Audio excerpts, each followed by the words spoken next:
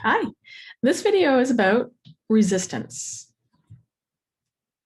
I'm going to go ahead and share the screen, get it started. Great. So resistance versus persistence. When you resist something, it tends to not go away. It tends to just persist. And unfortunately, this is the way it works. It's a universal law. It's physically pushing somebody. They may push back or resist to keep from falling over. Hopefully they do. So they must resist or push back to keep from falling over. During this process of coaching, if you're resisting something, then tell me, please, so I can support you through the process, because there's something inside of you that believes that it's keeping you safe and protecting you by by bringing up resistance to taking an action to move you forward. And that's something, it might be a part, it might be a decision that you made. So it's data for us to work with so we can move you forward to easily take action to what you want. So this is resistance versus persistence. So action should be easier now that when we clear what's happening, okay, as we work together. And if it's not, then you've got to let me know, because there's something inside of you that's resisting. Here's the fun thing. There's something inside of your brain. It's called an amygdala. And it has evolved over eons as we've evolved as human beings. And it is there to protect you. It is there to constantly scanning the environment, letting you know whether or not you need to fight or take flight. So fight or take flight. So the first action is often freeze, and then it assesses whether or not it's time to fight or to take flight. And sometimes the amygdala fires when you're taking an action that's new, or something that you did in the past and you didn't have the best outcome.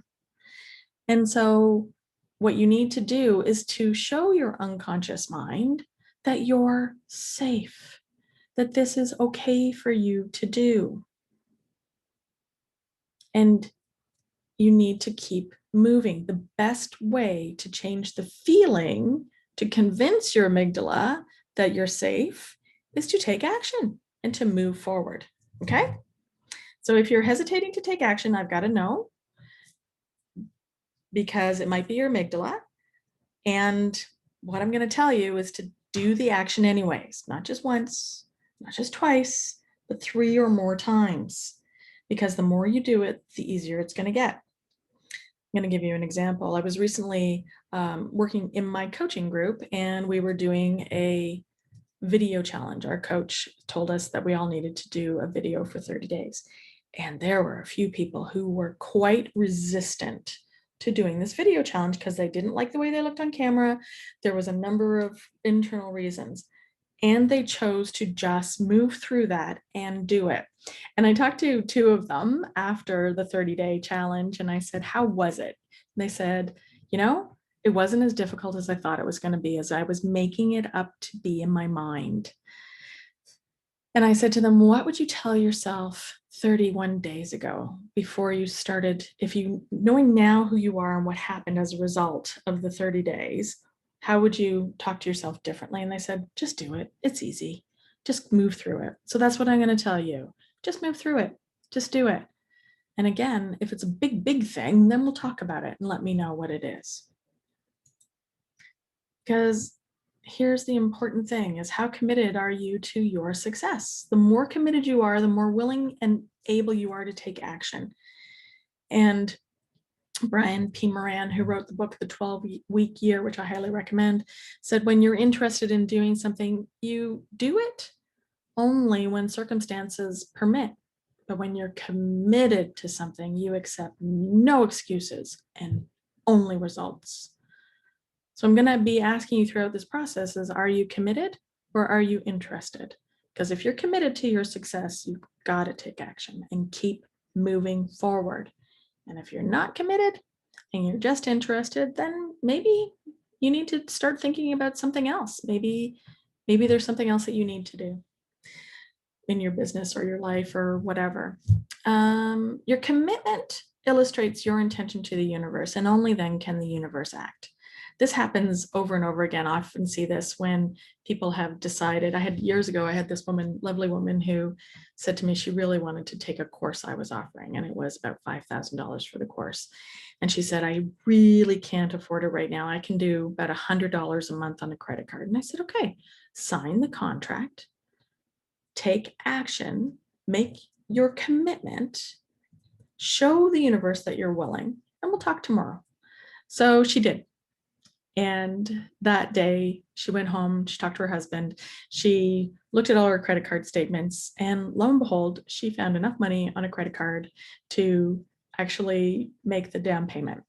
Then she started to follow the videos and listen to all of the information that she was learning, like you're doing. And she decided that she was in her way. So she was going to start making sales calls. Later on, a couple of weeks later, this was only 2 weeks after telling me all of her credit cards were at the limit, she had no money coming in and no prospects. 2 weeks later, her husband said to her, I don't know what you're doing, honey, but I need you to continue doing it because we have $25,000 in the bank account. Just 2 weeks after she made the commitment. So when you commit, when you decide, when you focus on what you want and you take action towards your goal, you will have the results, better results than you ever predicted. It's about taking that one step at a time. And your active commitment connects you to the universal stream of prosperity. And the key to all of this is to surrender to this process. It works. It has worked every time for every client. Some who have been resistant, I will tell you, and every single time they surrendered to the process and allowed it to work, it has worked for them. So, and it will work for you. So this is about surrendering to the process and overcoming your resistance.